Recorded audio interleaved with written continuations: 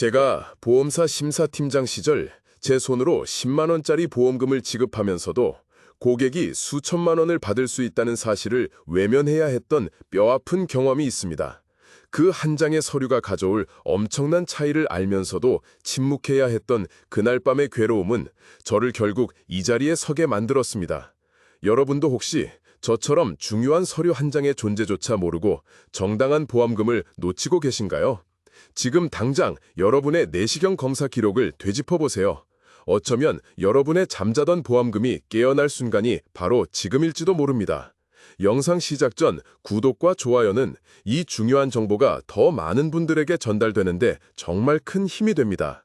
안녕하세요. 저는 고객의 편에서 숨은 보험금을 찾아드리는 보험 설계사 이경준입니다.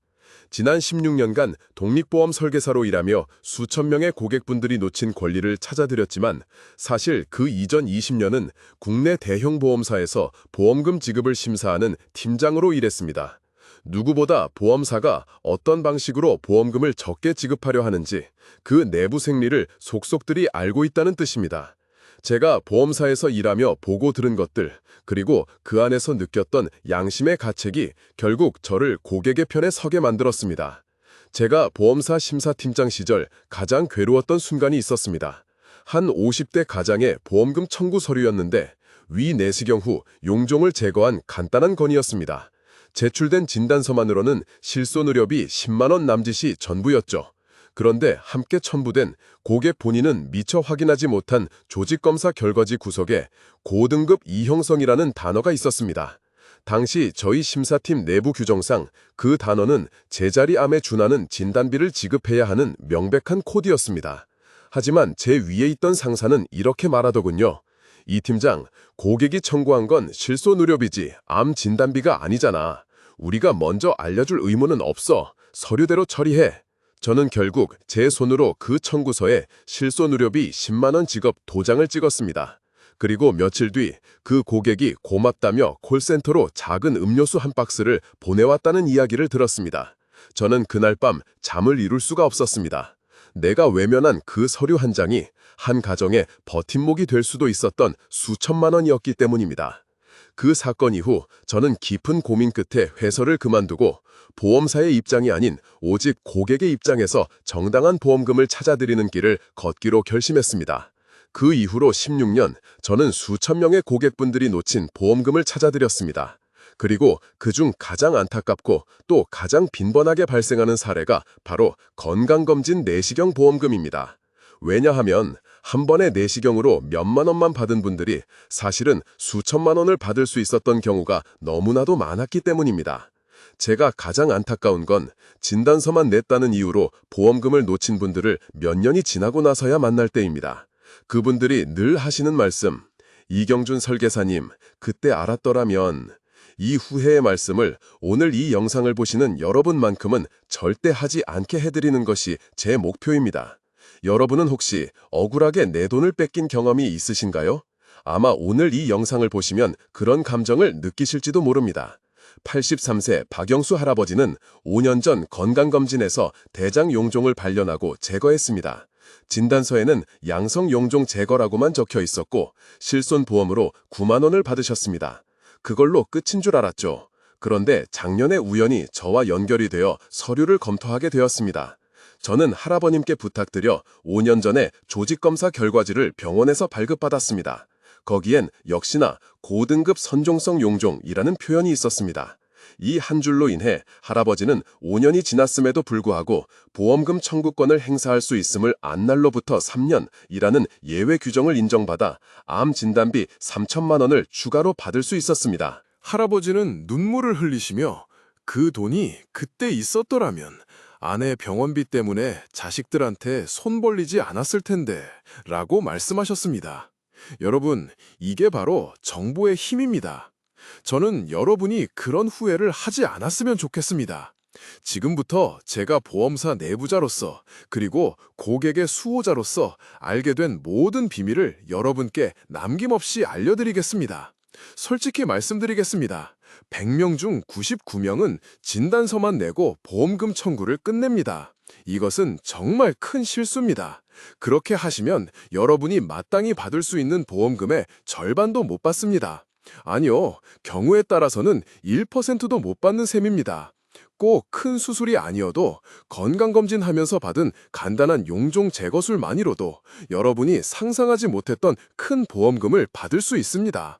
여러분은 지난 5년 내에 건강검진으로 내시경을 받으셨다면 지금 이 순간에도 수천만 원의 보험금이 여러분을 기다리고 있을지 모릅니다. 그리고 가장 중요한 점, 이 사실을 병원도 말해주지 않고 보험사는 더더욱 절대 알려주지 않습니다. 왜 병원에서 알려주지 않을까요? 첫째, 의사 선생님들은 정말 바쁘십니다. 하루에 수십, 수백 명의 환자를 진료해야 하기 때문에 환자 한 명 한 명의 보험 약관까지 들여다보며 청구에 대한 자세한 설명을 해드릴 물리적인 시간이 없습니다.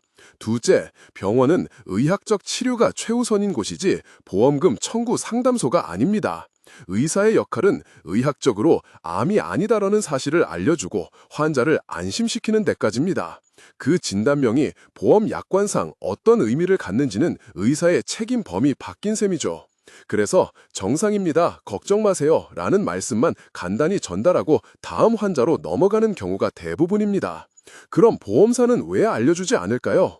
이건 제가 20년간 보험사에서 일하며 직접 보고 경험한 보험사의 가장 중요한 원칙과 관련이 있습니다.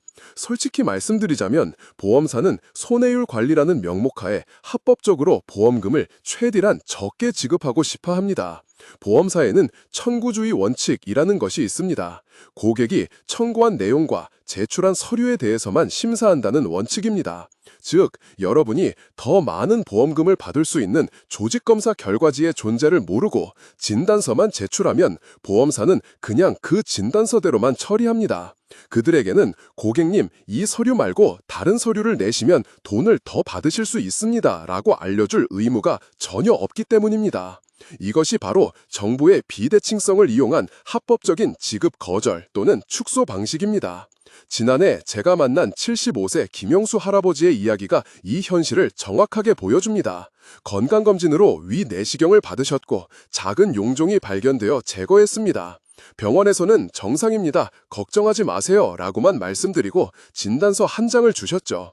김 할아버지는 그 진단서로 실손보험을 청구해서 8만 원을 받으셨습니다. 그리고 다행히 별 문제 없었네 하며 안심하셨죠.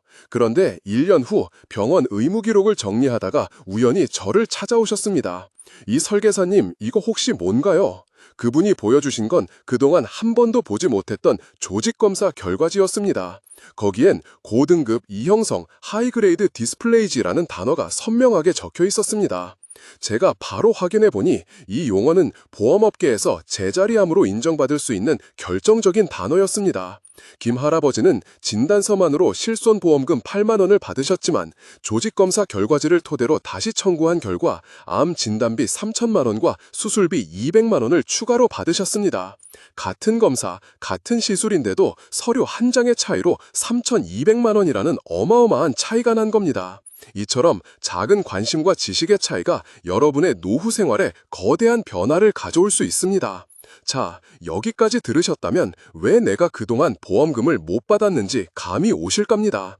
하지만 진짜 중요한 내용은 지금부터입니다. 그렇다면 우리는 어떻게 이 침묵의 장벽을 뚫고 내 돈을 찾아야 할까요? 그래서 제가 오늘 여러분께 반드시 알려드리고 싶은 것이 바로 이것입니다. 건강검진으로 받은 내시경도 조건만 맞으면 엄청난 보험금을 받을 수 있습니다. 이제부터 그 보험금을 받기 위한 두 가지 핵심 조건과 결정적인 증거를 확보하는 방법을 하나하나 자세히 알려드리겠습니다. 첫 번째 핵심 조건은 바로 증상이 있었는지 여부입니다. 소화불량, 복부 불편감, 속쓰림, 더부룩함, 변비 등의 증상이 있어서 검사를 했다면 보험금 청구가 훨씬 수월해집니다. 왜 이것이 중요할까요? 보험사는 치료 목적의 검사에 대해서만 보험금을 지급하기 때문입니다. 아무 증상 없이 그냥 받은 단순 검진은 실손보험 대상이 아니지만 불편한 증상이 있어서 한 검사라면 치료 목적으로 인정받을 수 있습니다. 그래서 여러분, 앞으로 병원에 가실 때 이런 증상이 조금이라도 있었다면 반드시 의사 선생님께 말씀해 주세요. 선생님, 요즘 소화가 잘 안 돼요. 식사 후에 속이 더부룩해요. 등의 증상을 반드시 말씀하시고 이것이 진료 기록에 남도록 해주세요. 이 한마디가 나중에 수천만 원의 차이를 만들 수 있습니다. 제가 만난 67세 이숙자 할머니는 건강검진으로 대장 내시경을 받으실 때 평소 변비와 복통이 있었다고 말씀하셨고 의사 선생님이 이를 차트에 기록했습니다. 이 진료 기록 덕분에 나중에 조직검사 결과지에서 고등급 선종이라는 표현이 발견되었을 때 증상이 동반된 치료 목적의 수술로 인정받아 암 진단비 2천만 원을 추가로 받으실 수 있었습니다. 만약 평소에 아무 증상이 없었다면 어떻게 될까요? 걱정 마십시오. 증상이 없었더라도 두 번째 조건을 만족하면 보험금을 받을 가능성이 여전히 높습니다. 두 번째 핵심 조건은 치료 목적의 처치가 있었는지입니다. 용종 제거, 조직 일부 채취 등 치료를 위한 어떤 행위가 있었다면 그것은 단순 검진이 아닌 치료로 인정됩니다. 내시경 검사 중에 이상이 발견되어 의사가 무언가 조치를 취한 것을 처치라고 합니다. 용종을 그 자리에서 잘라낸 경우, 이상한 부분이 보여 조직의 일부를 검사를 위해 떼어가는 경우, 출혈을 멈추게 한 경우, 염증에 약물을 직접 주입한 경우 모두 처치에 해당합니다. 많은 어르신들이 나는 수술받은 적이 없는데 라고 생각하십니다. 하지만 내시경을 통해 용종을 제거하거나 조직을 채취하는 것도 의학적으로는 내시경적 수술로 분류됩니다. 큰 칼로 배를 열지 않았다고 해서 수술이 아닌 것은 아닙니다. 그래서 내시경 검사 후 뭔가를 잘랐다, 뭔가를 떼어냈다는 말을 들으셨다면 그것은 처치가 있었다는 명백한 신호이며 실손보험뿐 아니라 수술비까지 청구할 수 있는 강력한 근거가 됩니다. 78세 박정우 할아버지는 건강검진에서 대장의 용종을 제거하고 실비 12만 원만 받으셨지만 용종 제거가 내시경을 통한 절제술이라는 수술로 인정되어 추가로 수술비 150만 원을 더 받으실 수 있었습니다. 이 두 가지 조건을 아는 것만으로도 여러분은 상위 1% 보험 소비자입니다. 하지만 이 지식을 돈으로 바꾸려면 결정적인 증거가 필요합니다. 과연 그 증거는 무엇일까요? 이어서 알려드리겠습니다. 그리고 여기서 가장 중요한 비밀이 나옵니다. 바로 조직검사 결과지를 반드시 확인하시라는 것입니다. 진단서는 요약이고 조직검사 결과지는 증거입니다. 진단서는 의사 선생님이 위 용종 제거처럼 간단하게 요약한 서류, 즉 신문의 헤드라인과 같습니다. 반면 조직검사 결과지는 제거한 조직을 현미경으로 자세히 분석하여 선종, 고등급 이형성 같은 정확한 진단명이 적힌 서류, 즉 신문의 본문 기사와 같습니다. 보험사는 헤드라인이 아닌 본문 기사의 내용을 보고 돈을 지급합니다. 그리고 이 중요한 본문 기사는 여러분이 직접 병원에 요청해야만 받을 수 있습니다. 조직검사 결과지에 있는 고등급 이형성이라는 표현, 이 5글자가 보험사에겐 이건 제자리암이다 라는 신호가 되는 겁니다. 81세 최영자 할머니는 위내시경 후 조직검사 결과지에서 이 표현을 찾아내어 실비 7만 원을 받았던 검사를 2천만 원의 암 진단비로 바꾸셨습니다. 무려 280배의 차이입니다. 자, 그럼 지금 바로 행동하실 수 있도록 단계별로 알려드리겠습니다. 첫째, 병원에 전화하세요. 내시경 조직검사 결과지를 받고 싶습니다. 라고 정확히 말씀하세요. 병원 직원이 왜 필요하세요? 라고 물으면 보험금 청구를 위해 필요합니다. 라고 솔직하게 대답하시면 됩니다. 둘째, 보험사에 물어보세요. 조직검사 결과지를 받으셨다면 보험사에 연락해서 이 서류로 수술비나 진단비 청구가 가능한가요? 라고 직접 문의하세요. 셋째, 서류에서 이런 단어들을 찾으세요. 선종, 에데노마, 고도 이형성, 하이그레이드 디스플레이시아, 저도 이형성, 로우그레이드 디스플레이시아, 절제술, 리섹션, 종양, 니오플라즘 같은 단어들이 있다면 단순 실비를 넘어 진단비나 수술비를 받을 가능성이 매우 높습니다. 물론 이 과정에서 여러 장벽에 부딪힐 수 있습니다. 병원이 서류 발급을 거부하거나 오래 걸린다고 할 수도 있습니다. 그때는 의료법상 환자에게는 자신의 진료기록 사본을 발급받을 권리가 있음을 주장하셔야 합니다. 의료법 제21조에 따라 제 진료기록 사본 발급을 정식으로 요청합니다. 라고 말씀하시고 계속 거부할 경우 해당 지역 보건소에 민원을 제기할 수 있습니다. 또 보험사 콜센터에서 계속 안 된다고만 할 수도 있습니다. 그들의 말을 최종 결론으로 받아들이지 마십시오. 상담원님 개인 의견이 아닌 심사부서에 공식적인 서면 답변을 요청합니다. 금융감독원 민원 제기를 위해서라도 공식적인 근거가 필요합니다. 라고 단호하게 말씀하십시오. 많은 분들이 실손만 되는지 수술비나 진단비는 무엇인지 헷갈려 하십니다. 이 차이를 명확히 알아야 여러분의 보험금을 제대로 받을 수 있습니다. 실손 의료비는 내가 실제로 병원에 낸 돈을 돌려받는 보험입니다. 내가 낸 병원비가 10만 원이면 10만 원을 돌려받는 식이죠. 하지만 수술비는 내가 낸 병원비와 상관없이